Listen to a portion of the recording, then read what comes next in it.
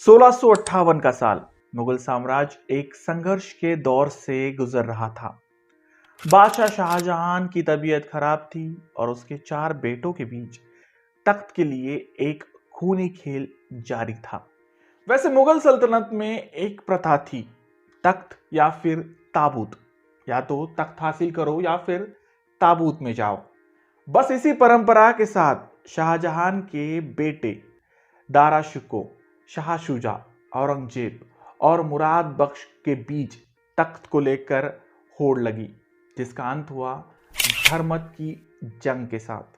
तो क्या थी इस धर्मत की लड़ाई की कहानी? किसके बीच हुई थी ये लड़ाई और किन नतीजों के साथ खत्म हुआ इस तख्त की दावेदारी का सिलसिला, जानेंगे आज के इस पर्टिकुलर वीडियो में। 6 सितंबर 1657 को मुगल सम्राट शाहजहां अचानक से बीमार पड़ गए। उन्हें कॉन्स्टिपेशन की बीमारी ने जकड़ा था। उनके इसी बीमारी के चलते वे काफी समय बिस्तर पर ही लेटे रहते और उनका दरबार में आना भी बंद हो गया। दरबार के सारे काम शाहजहां के बड़े बेटे दारा शिकोह और बेटी जहारा के सहारे आगे बढ़ रहे थे। बादशाह का इतनी देर तक तख्त से दूर रहना सभी को नागवारा गुजरने लगा। दिल्ली की गलियों में यह अफवाहें फैलने लगी कि शायद दारा शिकोह ने शाहजहां को मार डाला है या फिर उन्हें कैद कर लिया है। मगर यह बात सरासर गलत थी। ना ही दारा शिकोह ने शाहजहां को मार डाला था, ना ही उन्हें कैद में रखा था। बस उनकी बीमारी की गंभीरता को ध्यान में रखते हुए सेना में बगावत ना फैले, इस वजह से उन्हें तख्त से केवल दूर रखा था। सिर्फ चुनिंदा हकीम दारा शिकोह और जहांआरा को ही उनके पास जाने की इजाजत थी। हालांकि कुछ महीनों बाद शाहजहां इस बीमारी से बिल्कुल ठीक हो गए, मगर तब तक उनके शहजादों के बीच तख्त के लिए जंग छिड़ चुकी थी। तब शाहजहां के दूसरे बेटे शाह शुजा बंगाल और ओडिशा की कमान संभाले थे।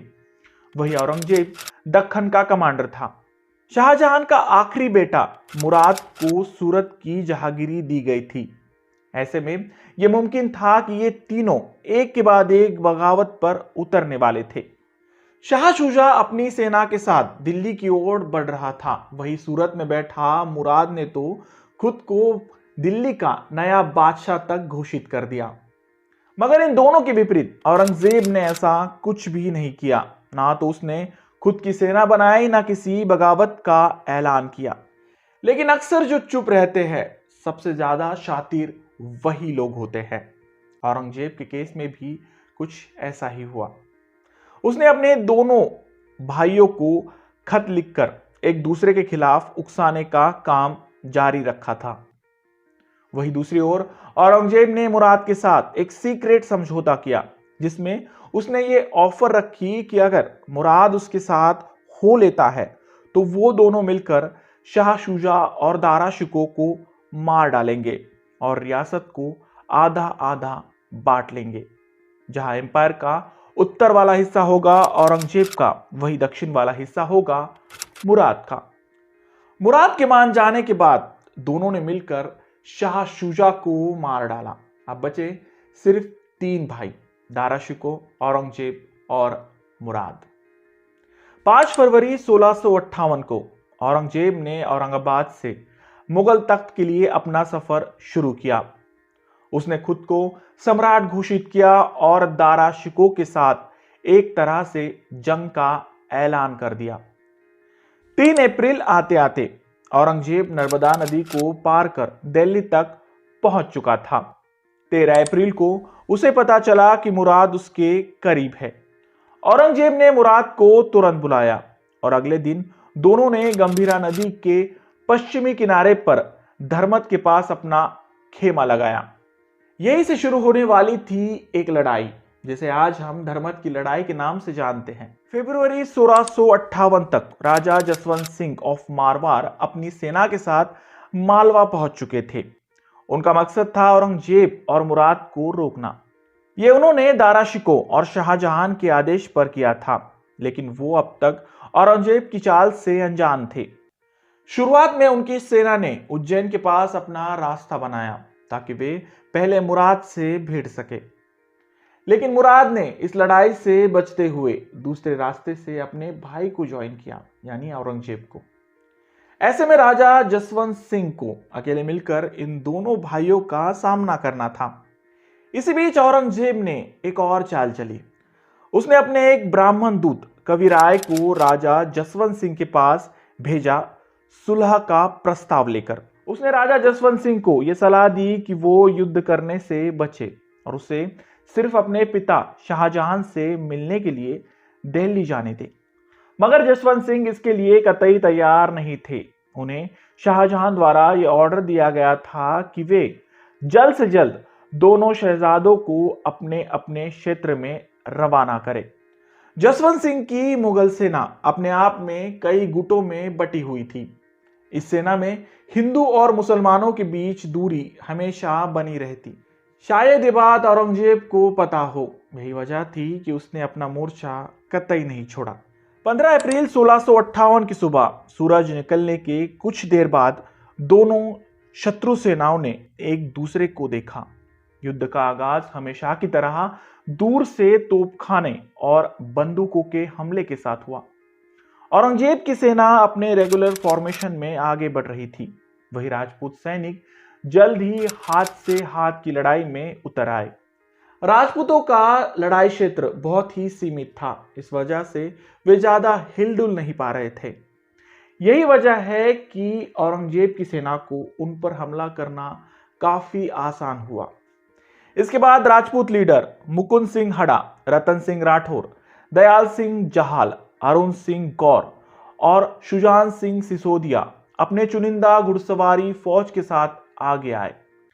राम राम के नारे लगाते हुए वे शत्रु पर शेरों की तरह टूट पड़े और सारी योजनाएं धरी के धरी रह गई। राजपूतों का पहला प्रहार औरंगजेब के तोपखाने पर हुआ, मगर औरंगजेब की आर्टिलरी इसके लिए बिल्कुल तैयार थी। सामने से दौड़ते आ रहे राजपूत उनके लिए मानो कोई टारगेट प्रैक्टिस साबित हुए, जहां पॉइंट ब्लैंक रेंज से उन्होंने सभी को निस्तेनाबूद किया। इस समय तक औरंगजेब की तेज नजरों ने युद्ध की पूरे हालातों को अच्छे से समझ लिया था। उसने अपनी आगे की रणनीति इंप्लीमेंट करते हुए अपनी एडवांस रिजर्व फोर्स को आगे बढ़ाया। साथ ही साथ वो खुद भी सेंटर से आगे बढ़ रहा था। औरंगजेब के दो सरदार शेख मीर और सफशकीन खान दाएं और बाएं फ्रंट से राजपूत सेना पर घाव डाल रहे थे। ऐसे में राजपूती सेना पूरी तरह से नई मुगलिया सेना यानी औरंगजेब की सेना के बिल्कुल बीचों बीच फंस चुकी थी। बीच में फंसे होने की वजह से उन्हें पीछे से भी रीइंफोर्समेंट नहीं मिल रही थी। यही वजह है कि उनका हौसला पूरी तरह से टूट गया। इसी बीच उनके बहादुर सेनापति मुकुंद सिंह हडा अपने आंखों में तीर लगने से मारे गए, जिस वजह से सेना का मनोबल और भी कम हुआ। अब राजपूती सैनिक पूरी तरह से गिर चुके थे। ना उन्हें आगे बढ़ने की फुर्सत थी, ना उन्हें पीछे मुड़ने का भी ख्याल। इसी बीच शुरू हुआ कत्लेआम का सिलसिला। औरंगजेब के गनर्स जो ऊंची जगह पर अपने तोप लगाए बैठे थे, उन्होंने राजपूतों को सेंटर पर वार किया, जहां जसवंत के नेतृत्व में सेना खड़ी थी। जब राजपूती सेना की काफी हानि होने लगी, तब राजा जसवंत सिंह और उनके कई राजपूत सरदारों ने मिलकर यह फैसला किया कि वे रणभूमि को छोड़ देंगे। हालांकि हार के इतने करीब होते हुए भी मारवाड़ के झंडे के नीचे अभी 2000 राठौड़ योद्धा अपने राजा के साथ युद्ध भूमि में करो या मरो के साथ आगे बढ़ रहे थे। इनके अलावा और भी राजपूत और मुगल सैनिक मदद के रूप में उनके साथ थे। मगर इस लड़ाई का नतीजा ऑलरेडी औरंगजेब के पक्ष में मुड़ चुका था। जसवंत सिंह के बैटलफील्ड से पीछे हट जाने की वजह से औरंगजेब की सेना और भी जोश के साथ आगे बढ़ने लगी। मगर ये लड़ाई को रतन सिंह राठौड़ ने जारी रखा था, जिसका अंत उनकी मृत्यु के साथ हो गया। औरंगजेब ने यह लड़ाई तख्त के लिए लड़ी थी, जिसके बाद उसने अपने दोनों भाई दारा शिकोह और मुराद बख्श को मार डाला और दिल्ली की गद्दी पर अपनी दावेदारी पेश की और बन गया मुगल सल्तनत का छठा बादशाह। वैसे आपका इस लड़ाई के बारे में क्या कहना है?